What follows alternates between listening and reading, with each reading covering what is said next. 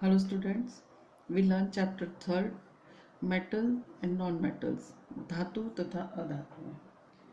Now our topic is what happened when metals react with acids.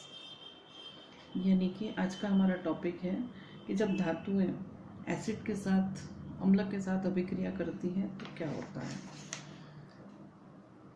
The hydrogen gas is not evolved when a metal reacts with nitric acid, but metal when react with dilute acids, metal plus dilute acid gives salt plus hydrogen. It means धातु plus तनु अम्ल gives लवण plus hydrogen. Dilute acid, it means we take sulfuric acid, hydrochloric acid, etc. And hydrogen gas is not evolved when a metal reacts with nitric acid. It is because HNO3 is a strong oxidizing agent. Oxidizing agent, it means ऑक्सीकारक.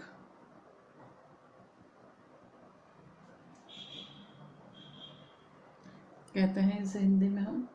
तो HNO3 nitric acid से metal जब react करती है तो वो कभी भी hydrogen gas evolve नहीं करती है. क्यों? क्योंकि HNO3 is a strong oxidizing agent. It oxidizes the H2 produced to water and itself gets reduced to any of the nitrogen oxide. तो यदि इस तरह से रिएक्ट करती है HNO3 किसी भी मेटल के साथ में तो वो क्या करती है एज ए ऑक्सीडाइजिंग एजेंट की तरीके से काम करती है. And it oxidize the H2. किसको ऑक्सीडाइज करती है वो H2. और H2 को ऑक्सीडाइज करके क्या प्रोड्यूस करती है water. And it self also get reduced. तो वो अपने आप का भी क्या करती है अपचयन करती है. रिड्यूस करना इट मीन्स अपचयन करती है. और अब खुद को अपचयित करके वो क्या बनाती है नाइट्रोजन के ऑक्साइड. नाइट्रोजन के ऑक्साइड कौन से होते हैं N2O, NO, NO2 etc. But magnesium and manganese react with very dilute HNO3 to evolve H2. तो यहाँ एक्सेप्शन है हमारे पास में दो Mg और Mn, मैग्नीशियम एंड मैंगनीज. जब वो डाइल्यूट HNO3 के साथ में रिएक्ट करती है तो वो इसमें से H2 फॉर्म करती है, H2 को बनाती है. We must have observed that the rate of formation of bubbles was the fastest in the case of magnesium. हमने जो प्रीवियस उसमें देखा है कि मैग्नीशियम जो मेटल होती है वो सबसे पहले बबल्स फॉर्म करती हैं. The reaction was also the most exothermic in this case. तो जब मैग्नीशियम डाइल्यूट एसिड के साथ में रिएक्ट करती है तो वो इमीडिएट सबसे पहले फास्टेस्ट H2 इवॉल्व करती है, हाइड्रोजन गैस मुक्त करती है. और ये रिएक्शन कैसी होती है एक्सोथर्मिक. एक्सोथर्मिक हम प्रीवियस चैप्टर में पढ़ चुके हैं. एक्सोथर्मिक इट मीन्स ऊष्माक्षेपी, यानी इस अभिक्रिया के दौरान ऊष्मा उत्पन्न होती है. The reactivity decreases in the order of. सबसे मैक्सिमम रिएक्टिव कौन है Mg, उससे लेस एल्यूमिनियम, उससे लेस जिंक, उससे लेस Fe एंड देन और other metals. In case of copper no bubbles were seen and the temperature also remain unchange.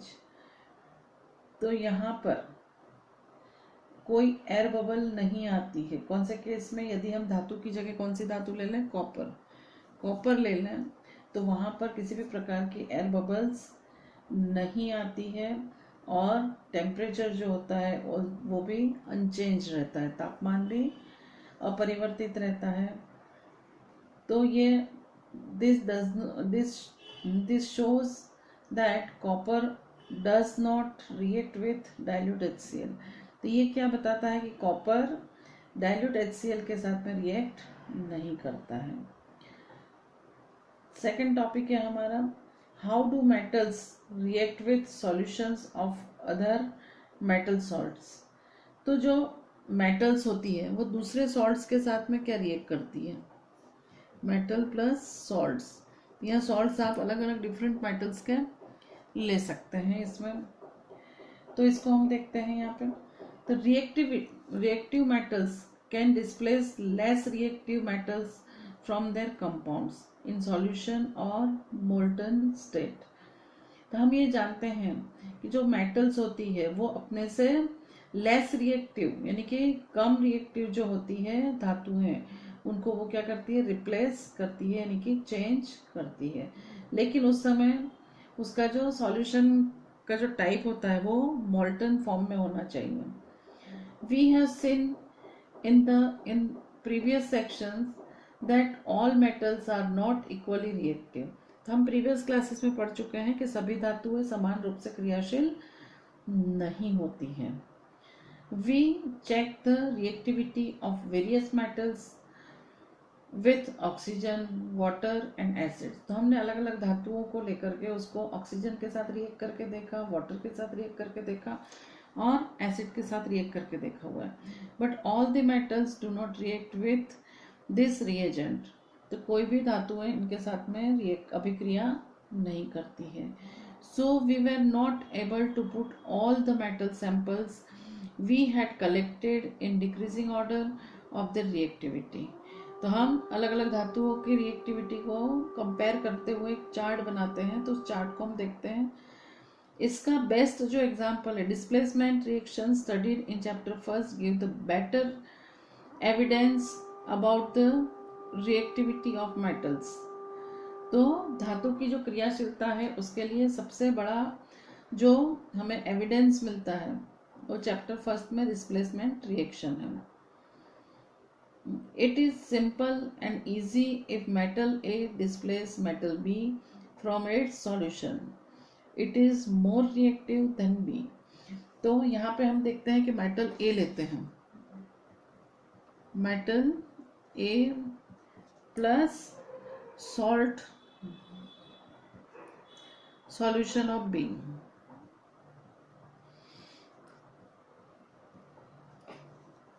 तो अब यहाँ पर क्या होगा, सॉल्ट फॉर्मेशन किसका हो जाएगा, ए का। तो सॉल्ट सॉल्यूशन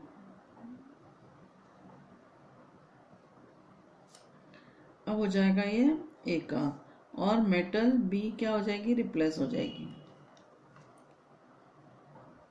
तो इस तरह से हम देख सकते हैं कि यहाँ पे मेटल ने क्या करा है, मेटल ए ने किसको डिस्प्लेस कर दिया है, बी को, क्योंकि ये कम क्रियाशील थी, लेस क्रियाशील थी, रिएक्टिव थी, इसलिए।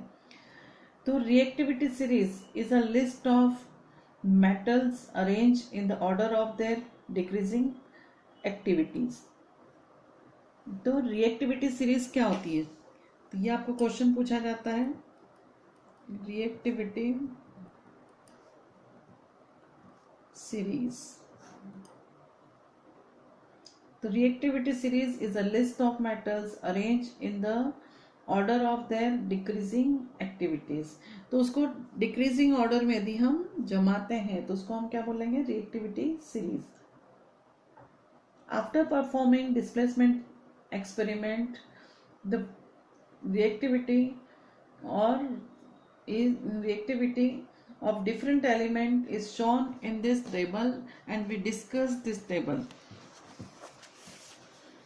Potassium is highly reactive, then sodium is highly reactive, calcium is highly reactive, magnesium is highly reactive,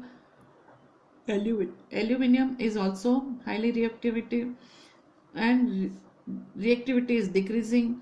Then zinc, iron, lead, hydrogen, copper, mercury, silver and gold.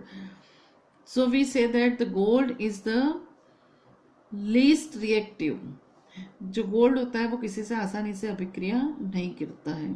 और मोस्ट रिएक्टिव की बात करें तो potassium, sodium, calcium etcetera. ये चीज हमारी समझ में आ गई है कि रिएक्टिविटी सीरीज क्या है। चलिए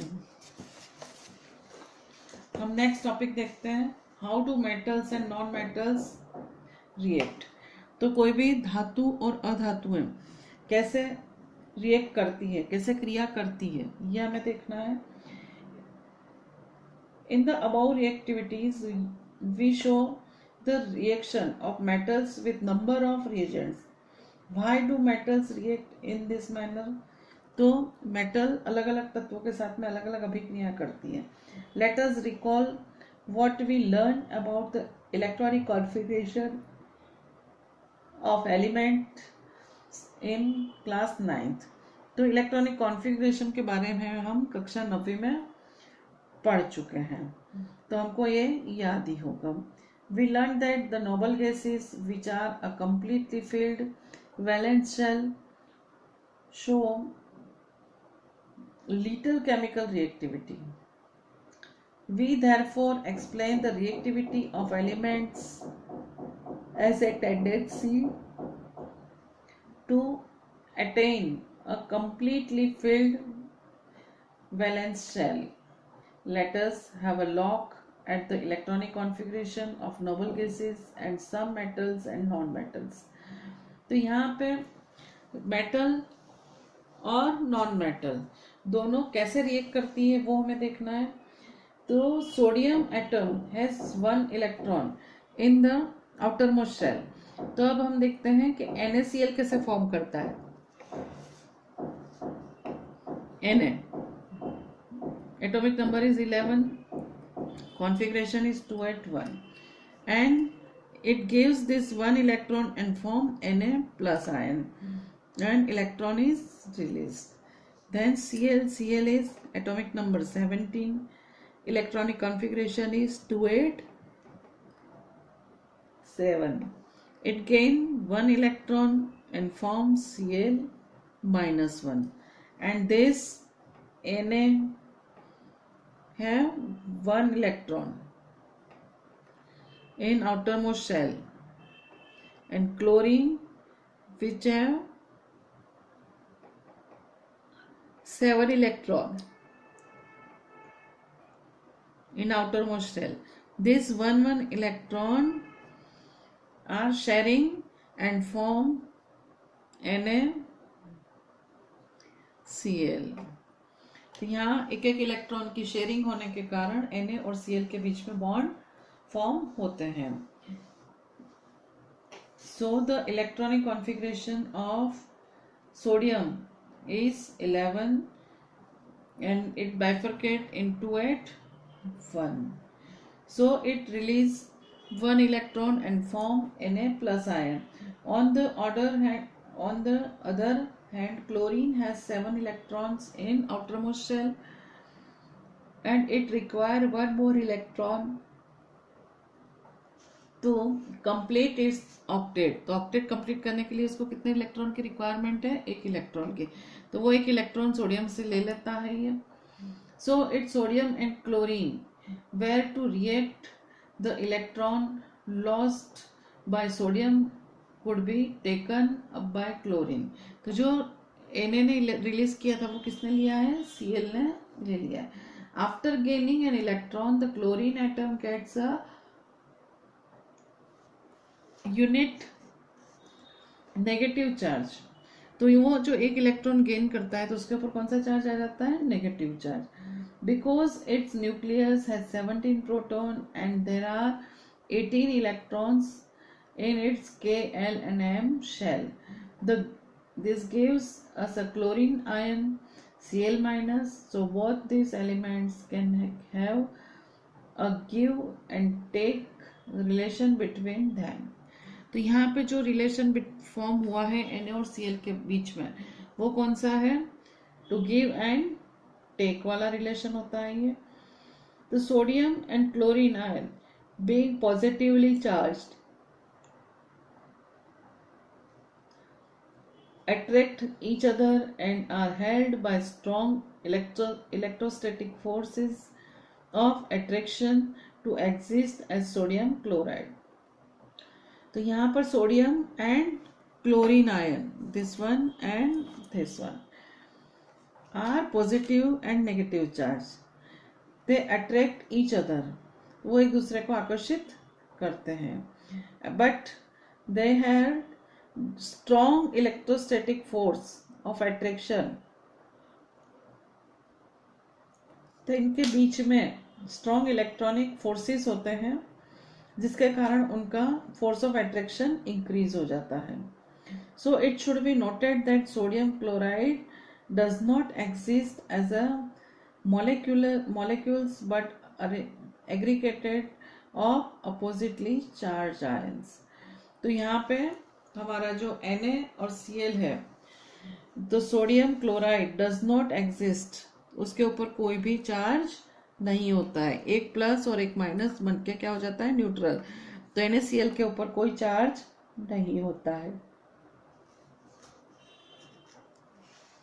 अब हम देखते हैं, let us see the formation of one more ionic compound magnesium chloride. अब मैग्नीशियम क्लोराइड कैसे बनता है ये देखते हैं हम दूसरे एग्जांपल में.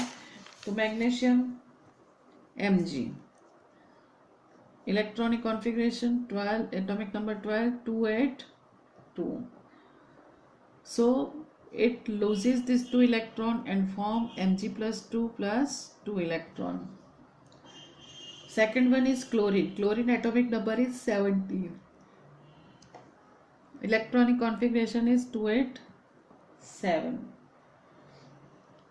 It gain 1 electron and form Cl minus 1, 288. चलिए अब फॉर्मेशन कैसे होता है. Mg के आउटर मोस्ट शेल में कितने इलेक्ट्रॉन है, 2 इलेक्ट्रॉन.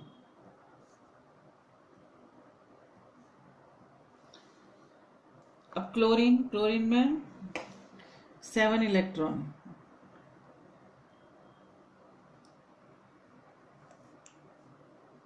सेकंड क्लोरीन है also 7 electron. This combined share with this one and this one share with this one and form Mg plus 2 and Cl 8 and twice atom. तो इस तरह से MgCl2 form किया जा सकता है.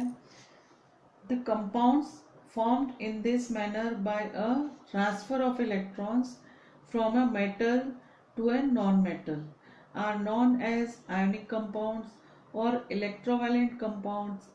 Can we name the cation and anion present in MgCl2?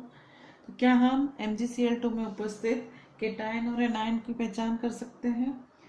तो यहाँ पे आपका ये वाला टॉपिक कंप्लीट हो जाता है. अब हम देखते हैं प्रॉपर्टीज ऑफ आयनिक कंपाउंड. अब हम क्या देखेंगे,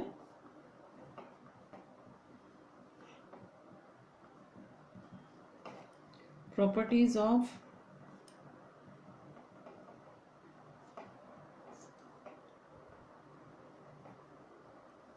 आयनिक कंपाउंड. तो आयनिक कंपाउंड की जो प्रॉपर्टीज है वो हम प्रीवियस क्लासेस में कुछ पढ़ के तो आए हैं, लेकिन यहाँ पर हम थोड़ा सा डिस्कस कर लेते हैं. तो सबसे पहले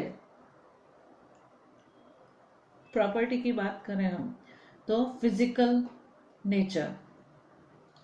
the ionic compound are solids and are somewhat hard because of the strong forces of attraction between them, positive and negative charges.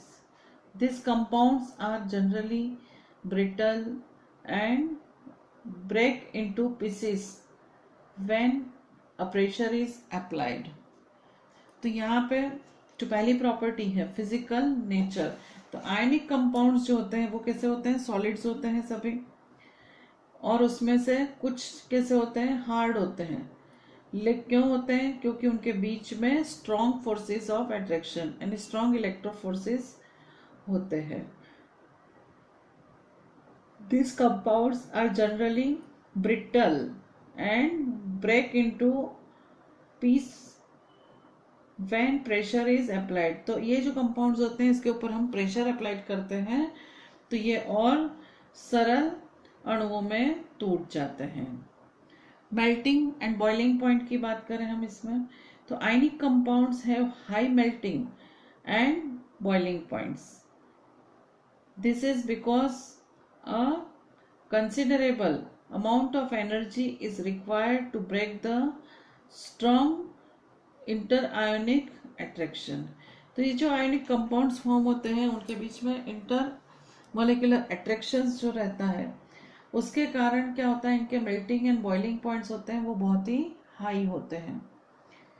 चलिए, solubility. Electrovalent compounds are generally soluble in water and insoluble in solvents such as kerosene, petrol, etc.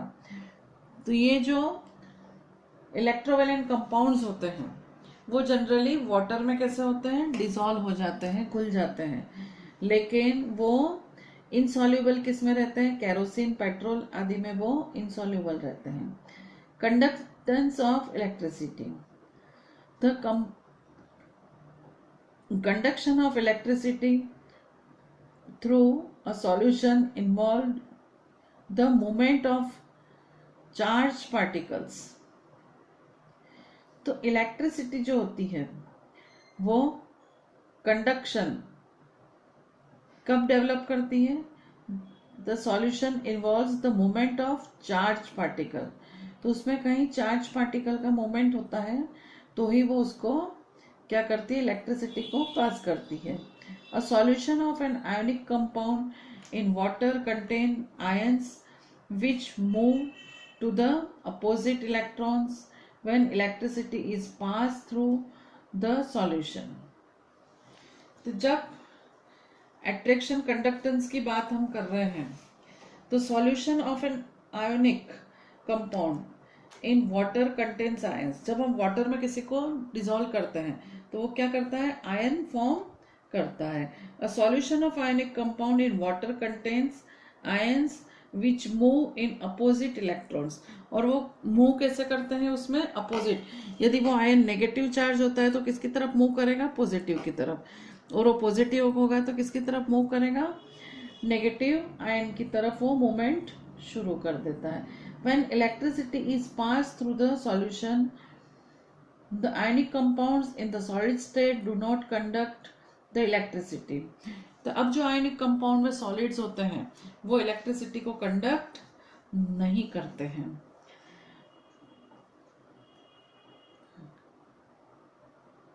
क्यों नहीं करते हैं, because movement of ions in the solid is not possible due to their rigid structure. Solid के जो structure होते हैं वो कैसे होते हैं, रिजिड होते हैं, और रिजिड होने के कारण वो अंदर तक अट्रैक्शन, उसका जो स्ट्रक्चर होता है वो रिजिड होता है। तो solid is not possible due to their rigid structure. तो उसमें मोमेंट, उसके कारण इलेक्ट्रिसिटी का मोमेंट उसमें नहीं होता है। But ionic compounds conduct electricity in the molten state. लेकिन आयनिक कंपाउंड जो होते हैं वो मोल्टन स्टेट में होते हैं तो इलेक्ट्रिसिटी को वो कंडक्ट करते हैं। This is possible in the molten state since the electrostatic force of attraction between the oppositely charged ions are overcome due to the heat. Thus the ions move freely and conduct electricity। तो जो electrovalent ions जो होते हैं electrovalent compound में, तो उनके जो molten state होते हैं उस समय उनके इलेक्ट्रोस्टैटिक फोर्स ऑफ अट्रैक्शन जो होता है वो बढ़ जाता है and oppositely charge ions are overcome due to the heat. और अपोजिट चार्ज वाले जो आयंस होते हैं वो हिट के कारण ये दर्शाते हैं। So the ions move freely, उसके कारण आयंस फ्रीली इधर से उधर घूम सकते हैं। अब इसमें नया टॉपिक हमारा शुरू हो रहा है, अकरेंस ऑफ मेटल्स, यानी हम धातु कहाँ से प्राप्त करें।